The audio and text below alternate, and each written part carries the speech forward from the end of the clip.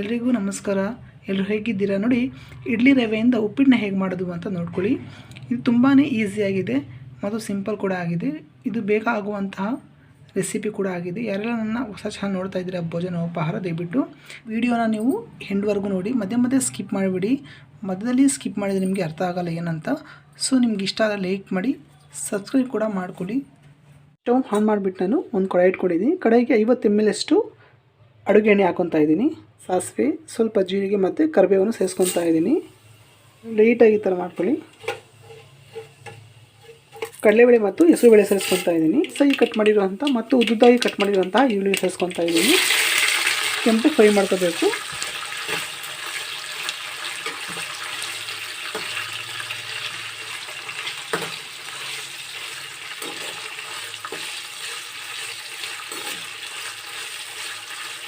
ನೋಡಿ, ಸ್ವಲ್ಪ ಈರುಳ್ಳಿನೂ ಜಾಸ್ತಿ ಹಾಕ್ಕೊಳ್ಳಿ.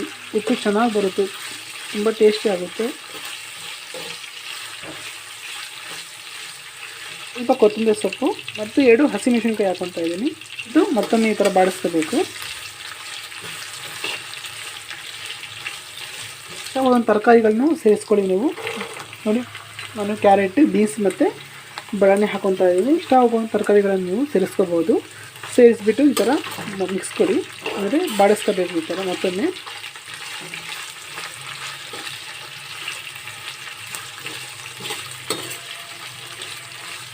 ಸಣ್ಣದಾಗಿ ಕಟ್ ಮಾಡಿರುವಂಥ ಟೊಮಾಟೊ ಸೇರಿಸ್ಕೊಡಿ. ನೋಡಿ, ಟೊಮಾಟೊ ಸೇರಿಸ್ಬಿಟ್ಟು ನೀವು ಈ ಥರ ಬಾಡಿಸ್ಕೋಬೇಕು. ಸ್ವಲ್ಪ ಸಾಫ್ಟಾಗಿ ಬೇಯಿಸ್ಕೊಳ್ಳಿ ಟೊಮಾಟೆ ಹಣ್ಣು.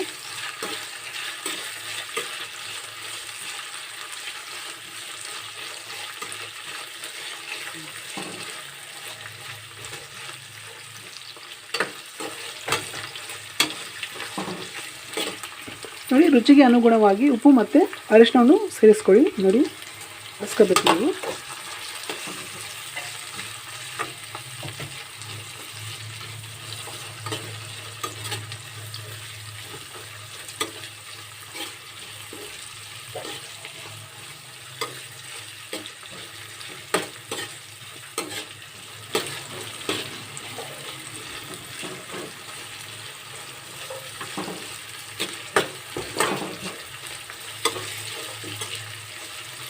ಈ 1 ಲೋಟದಷ್ಟು ನಾನು ಇಡ್ಲಿ ರವೆ ತೊಗೊಂಡಿದ್ದೀನಿ ಅಷ್ಟೇ.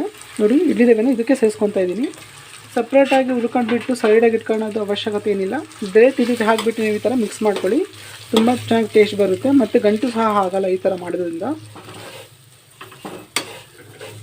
ನೋಡಿ, ಈ ಥರ 2 ರಿಂದ 3 ನಿಮಿಷ ಚೆನ್ನಾಗಿ ನೀವು ಫ್ರೈ ಮಾಡ್ಕೋಬೇಕು.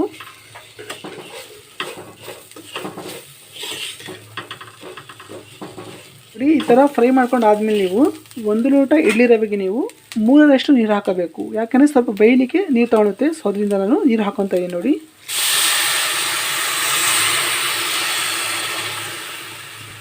ನೀವು ಸ್ವಲ್ಪ ನೀರು ಜಾಸ್ತಿ ಹಾಕೊಂಡ್ರು ಏನು ಸಮಸ್ಯೆ ಇಲ್ಲ, ಮತ್ತು ಇದು ಬೇಯುತ್ತಲ್ಲ, ಸೊ ಕರೆಕ್ಟ್ ಆಗುತ್ತೆ. ಹಾಕಿಬಿಟ್ಟು ಈ ಥರ ನೋಡಿ ಮಿಕ್ಸ್ ಮಾಡ್ಕೊಳ್ಳಿ. ನೋಡಿ, ಯಾವುದೇ ರೀತಿಯ ಗಂಟೆ ಏನಾಗಲ್ಲ. 1:3 ರೇಷದಲ್ಲಿ ಹಾಕ್ಕೊಳ್ಳಿ. ತುಂಬ ಚೆನ್ನಾಗಿ ಉಪ್ಪಿಟ್ಟು ಬರುತ್ತೆ. ಈ ಟೈಮ್ನಲ್ಲಿ ನಿಮ್ಗೆ ಏನಾದರೂ ಉಪ್ಪು ಕಡಿಮೆ ಇದ್ದರೆ, ಖಾರ ಕಡಿಮೆ ಆಗಿದ್ದರೆ ನೋಡಿಬಿಟ್ಟು ಸ್ವಲ್ಪ ಏನು ಬೇಕು ಸೇರಿಸ್ಕೊಳ್ಳಿ.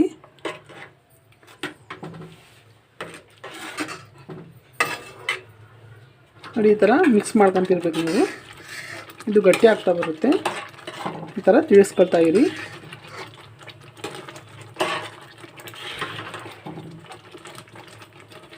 ನೋಡಿ, ಈ ವಿಧಾನದಲ್ಲಿ ಮಾಡಿ, ತುಂಬ ಸಿಂಪಲ್ ಆಗಿದೆ. ಯಾರಿಗೆಲ್ಲ ಮಾಡೋಕ್ಕೆ ಬರಲ್ಲ, ಗಂಟಾಗ್ಬಿಡುತ್ತೆ ಅಂದರೆ ಈ ವಿಧಾನನ ಫಾಲೋ ಮಾಡಿ ನೋಡಿ. ತುಂಬ ಚೆನ್ನಾಗಿ ಬರುತ್ತೆ, ಟೇಸ್ಟಿಯಾಗಿರುತ್ತೆ ಮತ್ತು ಬೇಗನೆ ಆಗುವಂತಹ ಇದು ರೆಸಿಪಿ ಕೂಡ ಆಗಿದೆ. ಈ ಟೈಮ್ನಲ್ಲಿ ಉರಿ ತುಂಬಾ ಸಣ್ಣ ಇಡಬೇಕು. ಸಣ್ಣ ಇಟ್ಬಿಟ್ಟು ನೀವು ಪ್ಲೇಟ್ನ ಈ ಥರ ಮುಚ್ಚಿಬಿಟ್ಟು ನೀವು 4 ರಿಂದ 5 ನಿಮಿಷಗಳ ಕಾಲ ಬೇಯಿಸ್ಕೋಬೇಕು. ಯಾಕೆಂದರೆ ರವೆ ಅರಳ್ಕೊಳ್ಳುತ್ತೆ. ಸೊ ಅದರಿಂದ 4 ರಿಂದ 5 ನಿಮಿಷ ಆದಮೇಲೆ ನೀವು ಪ್ಲೇಟ್ ತೆಗೀರಿ. ಪ್ಲೇಟ್ ತೆಗೆದುಬಿಟ್ಟು ಈ ಥರ ಮಿಕ್ಸ್ ಮಾಡ್ಕೊಳ್ಳಿ. ಇದು ಫೈನಲ್ ಆಗಿ ಆಗಿದೆ. ನೀವು ಪ್ಲೇಟಿಗೆ ಸರ್ವ್ ಮಾಡ್ಕೋಬಹುದು. ಸವಿಯಲು ಸಿದ್ಧ.